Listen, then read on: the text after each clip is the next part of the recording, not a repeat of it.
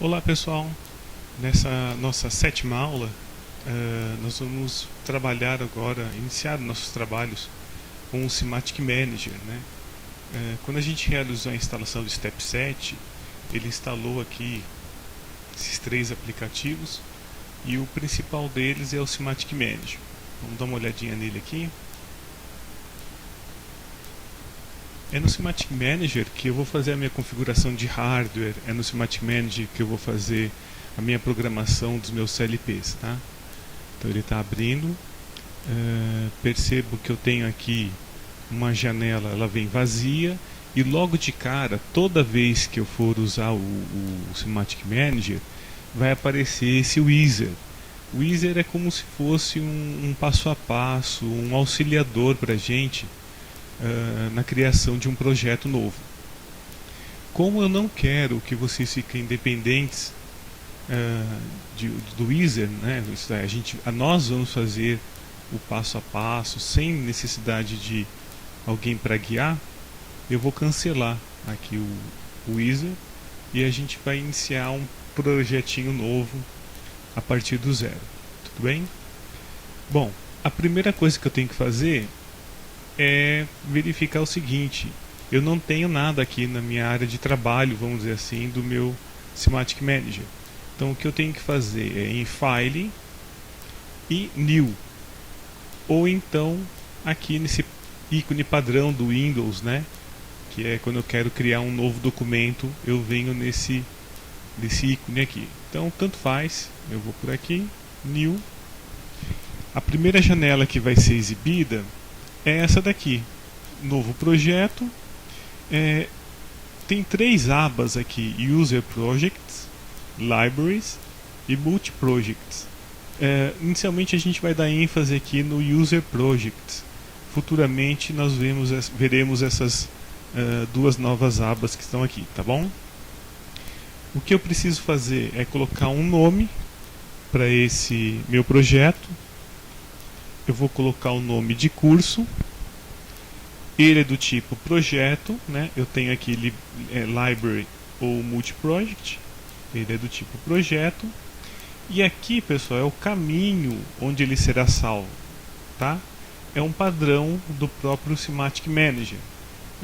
A menos que você queira alterar para uma pasta sua de aplicativos, eu acho interessante você deixá-la aqui padronizada, não mexer muito nisso não. Então eu venho, dou OK e ele vai criar aqui.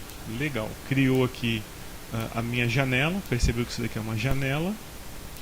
Eu posso maximizar, onde na esquerda vão ser exibidos as pastas do meu projeto, vou chamar assim, tá? E na direita o conteúdo dessas pastas. É como se fosse, pessoal, o Explorer do Windows, tá? O gerenciador de arquivos lá do Windows. Então, do lado esquerdo ele mostra as pastas e do lado direito ele mostra o conteúdo. Vocês vão perceber que a estrutura dessas pastas vai ser aquele no formatinho de árvore, né? Eu tenho aqui o curso. Dentro do curso eu vou ter uma outra subpasta, dentro dessa subpasta uma outra subpasta e assim por diante. Tudo bem? Tá vazio, criou aqui o meu curso vazio. O próximo passo é eu criar um conteúdo para esse curso, tá? Antes de eu continuar, eu vou explicar um pouquinho alguns desses ícones que aparecem aqui nessa barra de ferramentas, tá? Vocês podem perceber que alguns são padrão do Windows, tá? Novo, abrir projeto, o recortar, o copiar, o colar. Então esses aqui são padrão do Windows. Agora, por exemplo, esse primeiro aqui, se eu deixar um detalhe, sempre que eu deixar o meu mouse parado, vai aparecer um tooltip, que seria esse texto que aparece logo abaixo, explicando qual que é a função, resumidamente, dos ícones, né? Nesse caso, ele está dizendo que é um Accessible Nodes. Então, qual que é a função desse Accessible Nodes? Imagina, por exemplo, que você espetou ali o seu cabinho de comunicação, né? Ou lembra do PC Adapter que eu falei na outra aula? Então imagina que você espetou ele lá no seu CLP e esse CLP está em rede com outros. Então quando você aperta aqui o Accessible Nodes, vão ser exibir todos os nós que estão acessíveis. Se você tiver 3 CLPs, por exemplo, um no endereço 2, outro no endereço 4, outro no endereço 6, vão aparecer esses 3 endereços. O bacana disso é que você pode, primeiro, verificar se a sua rede está legal. Por exemplo, se eu tenho lá, como eu comentei, um CLP no nó 2, um CLP no nó 4 e um CLP no nó 6, e se eu apertar aqui o Accessible Nodes e aparecer só o 2 e o 6, significa que eu estou com um problema ali no meu CLP 4. Pode ser no cabo, pode ser no conector, pode ser na configuração do hardware. Então há muitas possibilidades, mas o legal é que você consegue ver, vamos dizer assim, de forma macro onde há um problema na sua rede. Tudo bem? O segundo passo interessante, a segunda propriedade legal interessante desse Accessible Nodes é que através dele você consegue acessar um outro CLP que está na rede. Inclusive você consegue descarregar software, você consegue descarregar hardware remotamente, tá? Então você não precisa estar espetado, vamos dizer assim, com o seu PC Adapter na cara do CLP. Tudo bem? E isso a gente vai ver mais pra frente. Eu tô tratando aqui de CLP. É lógico que se eu tivesse uma IHM, né, que é uma interface em homem-máquina, eu também conseguiria enxergá-la conectada na minha rede, tá bom? Mas vamos dar ênfase aqui ao nosso CLP. Esse segundo ícone é um memory card. Percebam que ele está desabilitado porque no meu computador, aqui onde eu estou, eu não tenho acesso a um cartão de memória. Ao contrário da PG, lembra que eu comentei delas lá quando eu estava falando da Siemens? PG é vamos dizer assim, um notebook específico vendido pela Siemens e ele tem uma entrada do meu memory card. Então isso aqui vai estar habilitado se eu tivesse trabalhando com uma PG. Esse outro ícone aqui, ele é de download. Qual que é a função dele? A função dele é pegar as minhas aplicações que estão aqui no meu projeto, no meu computador, e transferi-las lá para o CLP. Por exemplo, nós vamos dizer que eu vou fazer uma programação de hardware. Eu fiz a programação de hardware aqui no meu projeto, eu tenho que fazer o download dessa programação para o CLP. Eu fiz a minha programação,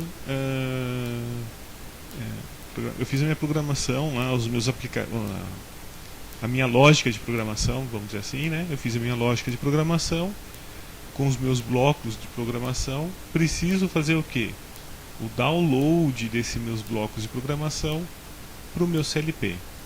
Então é a função deste ícone. Percebam que ele está desabilitado porque eu não tenho o que fazer de download por enquanto, tá certo?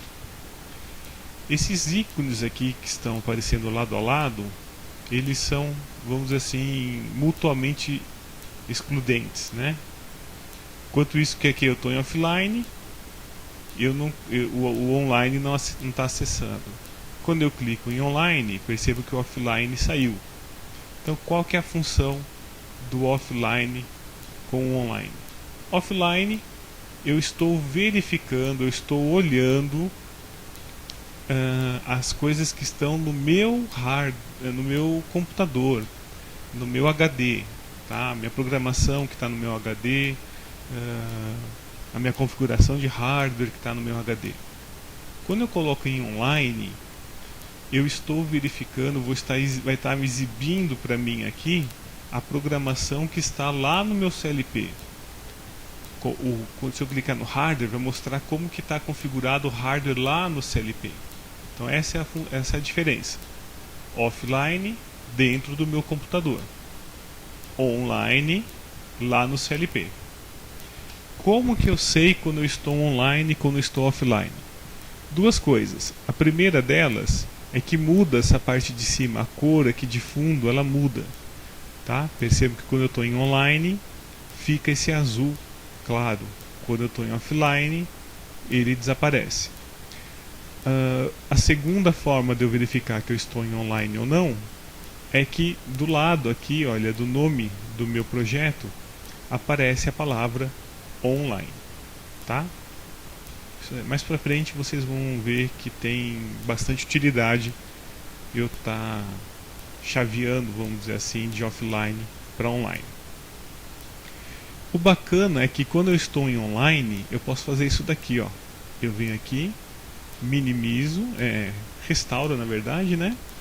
E eu tenho os dois abertos, o online e o offline, tá?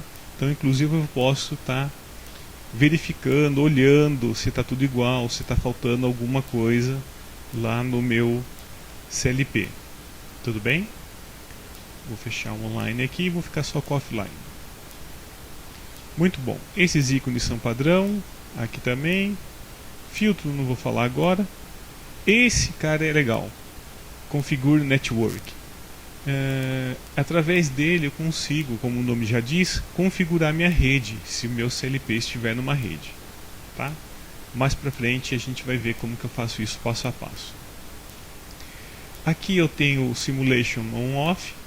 Este carinha aqui é legal porque é ele que habilita o PLC Sim. PLC Sim, pessoal, é aquele aplicativo que eu comentei com vocês na aula anterior, que faz a simulação do CLP da Siemens, tá? Então quando eu clico aqui, olha lá que interessante, ele vai mostrar para mim o PLC Sim, tá? Lembra quando eu abri o Simatic Manager pela primeira vez? Apareceu uma janela mais ou menos parecida com essa, dizendo que eu não tinha uma licença válida, né? Aí é menos que eu falei para vocês, se você tiver uma licença, você vai lá no Automation License Manager e faz a instalação. E se você não tiver, você vem aqui, olha, clica em S7 PLC Sim, do mesmo jeito que eu fiz quando eu abri o Simatic Manager pela primeira vez, só que lá aparecia Step 7, né? E clica Activate. Se eu faço isso, eu estou habilitando a minha licença trial, né, de 14 dias para funcionamento. Então eu vou dar o Activate aqui. Olha que bacana, apareceu aqui o PLC Sim já com a carinha de uma CPU, tá? Ah, Carlos, mas onde estão as entradas digitais, as saídas digitais e o restante do CLP? Quando eu entrar em PLC Sim, a gente vai ver isso com mais atenção, tudo bem? Para eu fechar o PLC Sim, ou eu venho aqui no X, ou então eu clico de novo nele aqui, eu fecho o PLC Sim. Tá certo? Bom, esses daqui são os ícones principais que eu queria falar para vocês. Agora eu vou inserir um S7 Program. Justamente no S7 Program, pessoal, que vão ficar onde eu vou criar os meus blocos de programação para o meu PLC, tá? Como que eu faço isso? Eu seleciono aqui curso, venho em insert, né, que é o inserir, e vou escolher Program. E aqui é a minha opção S7 Program, tá? Ele criou aqui para mim o S7 Program. Percebam que ambos, tanto esse S7 Program como esse MPI, que eu não comentei dele ainda, depois eu falo, estão dentro de curso. Como o S7 Program também é uma pastinha, ele acabou criando pra gente, olha, esse sinalzinho aqui dizendo que existem subpastas dentro de curso. Então se eu clicar aqui, ele vai mostrar pra mim, olha lá, eu tenho o S7 Program. Apareceu de novo esse sinalzinho, significa que dentro do S7 Program eu também tenho subpastas. Vamos dar uma olhada? Tenho duas. Tenho sources e tenho blocks, tá? conforme eu comentei com vocês, quando eu vou clicando aqui do lado esquerdo nas pastas, o conteúdo do lado direito vai sendo alterado, tá? Por exemplo, se eu clico no S7 Program, vai aparecer para mim Sources, que está aqui, Blocks, que está aqui, e Symbols, que não está aqui. Concluo que Sources e Blocks são pastas e que Symbol é um arquivo, vamos dizer assim. Por isso que ele não aparece do lado de cá. Tudo bem? Bom, a primeira coisa que eu vou fazer é trocar esse S7 Program. Vou trocar o nome desse carinha. Clico com o botão direito, veio em Rename. Ele já habilitou ali para eu escrever. Eu vou escrever Programa Teste e clico em qualquer lugar para ele aceitar esse novo nome. Dica importante: esse nome que você vai colocar aqui, ele deve ser um mnemônico para você. O que é mnemônico? É um texto, é um nome que vai facilitar você identificar qual é a função desse programa. Por exemplo, se eu estou programando um motor A, lá da minha planta, eu posso escrever aqui prog motor A. Se eu estou programando, por exemplo, vamos falar lá da captação de água, por exemplo, tá? Tenho lá uma parte da minha planta que é captação de água. Eu posso escrever aqui captação de água. Eu já sei que toda a programação que tiver aqui dentro vai estar relacionada com quem? Captação de água. Então é muito importante você colocar um nome que te facilite na frente, quando você já estiver lá com 5, 6 meses com o software pronto, das várias áreas lá do seu processo, você saber o que cada um deles faz. Tá bom? Vamos dar uma olhadinha agora em Blocks para ver o que eu tenho. Eu clico em Blocks, aparece para mim do lado direito esse OB1.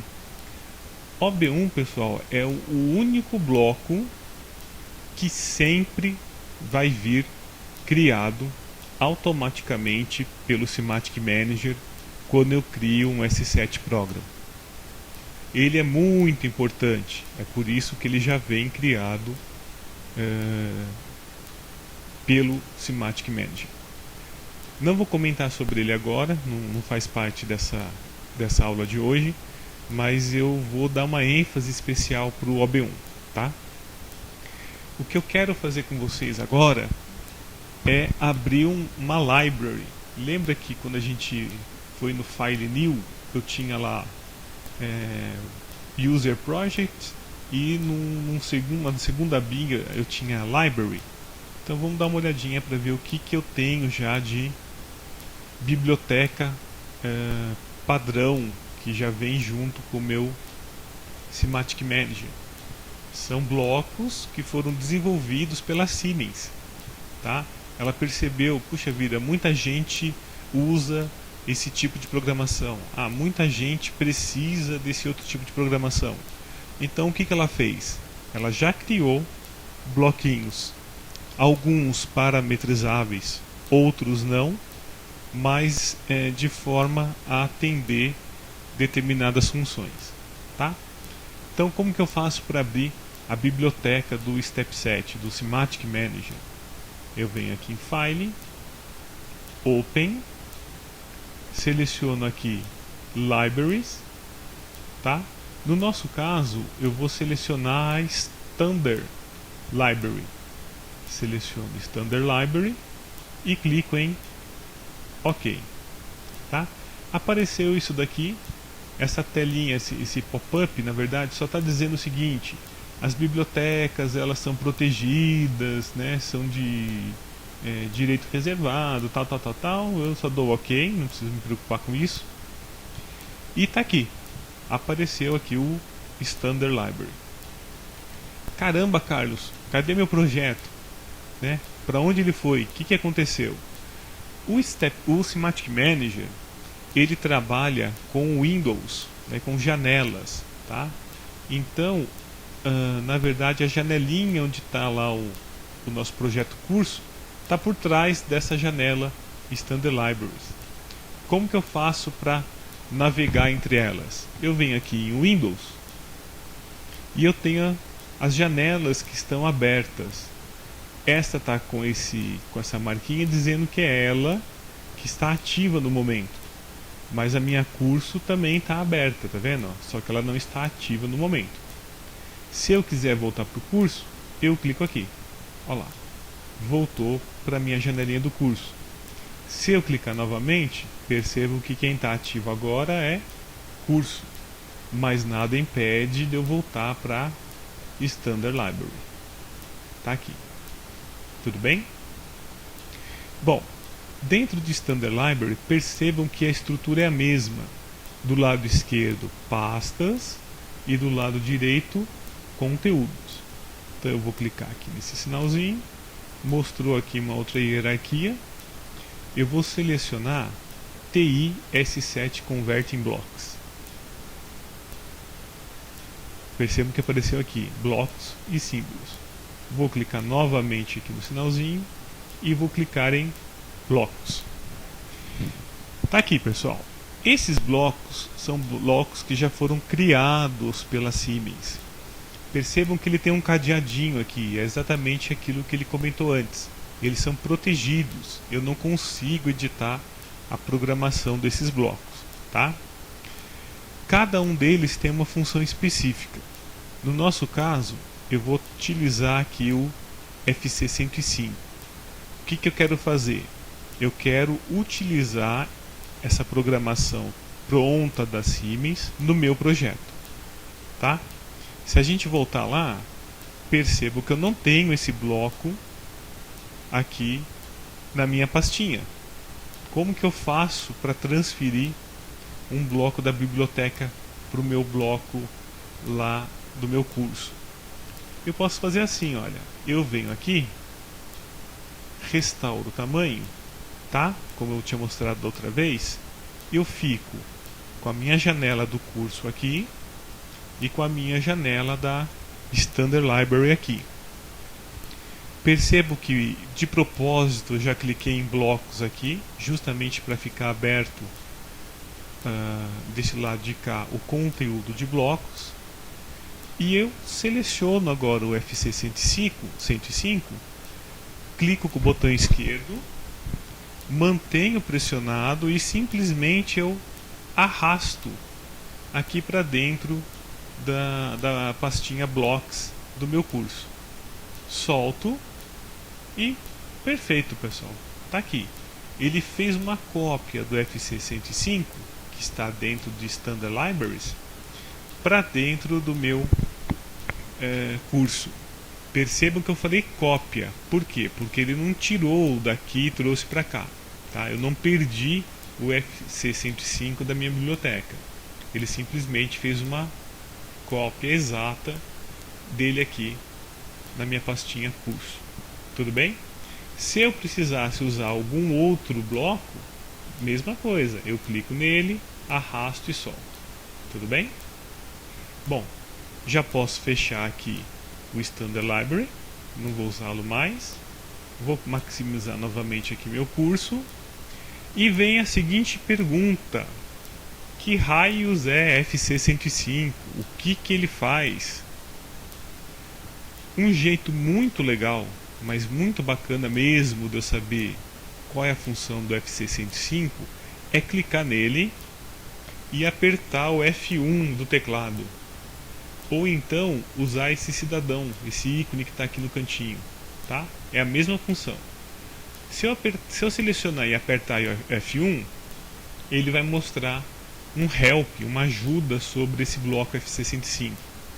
A mesma coisa, se eu clicar aqui, percebam que agora o meu ícone ficou ali com um pontinho de interrogação. Ele está esperando eu selecionar algum objeto. Eu venho em cima do FC105 e clico uma vez em cima dele. Olha que bacana. Ele abriu aqui uma janela, tá? Deixa eu minimizar aqui. Essa janela está comentando qual é a função do FC 105. No caso, é o escalonamento de valores. Tem uma descrição, essa é uma descrição bem bacana, mostra quais são os parâmetros do FC 105, o que eu preciso entrar com valores, o que precisa sair de valores, o tipo de valores, tá? O que significa cada um deles. Se eu for descendo aqui, informações sobre erro, tá? E o legal mesmo é que ele sempre, pessoal, vai mostrar um exemplo. Isso é muito bacana. Ele mostra aqui o que está acontecendo com esse exemplo, ele descreve o que está acontecendo, tá? E ele mostra o bloquinho sendo utilizado. É bem legal, tá? É bem legal mesmo. Então eu consigo tirar todas as minhas dúvidas simplesmente clicando com o F1 em cima lá do objeto, ou então utilizando aquele ícone do help, tá? Tá em inglês, tudo bem, isso é chato, né? Eles esquecem que tem bastante gente no mundo aí que sabe inglês, mas às vezes termos técnicos fica um pouco a desejar. Mas se você dá uma olhadinha aqui, você consegue ter uma noção bem legal de qual que é a função de cada um desses blocos. Use e abuse dessas opções, que é bem bacana, tá? É bem bacana mesmo. Vou fechar agora ele aqui. Tá aqui meu OB1, tá aqui meu FC 105. Percebam que eu não falei de hardware ainda, tá? Hardware eu vou falar na próxima aula. Nós vamos configurar um hardware na próxima aula. Eu finalizo por aqui. Acho que já tem bastante informação para vocês, tá? Criem aí um projetinho, coloquem aí alguns blocos. Percebam que eu tenho aqui os blocos. Mexe um pouquinho, por exemplo, nessas ferramentas, né? No caso, se eu colocar o online e offline e clicar aqui, olha lá, ele mesmo já colocou um lado a lado, tá? Então mexam bastante aqui, verifiquem as funções que estão disponíveis, tá? Brinquem bastante com isso daqui e depois na próxima aula a gente vê como trabalha com hardware. Muito obrigado, até a próxima.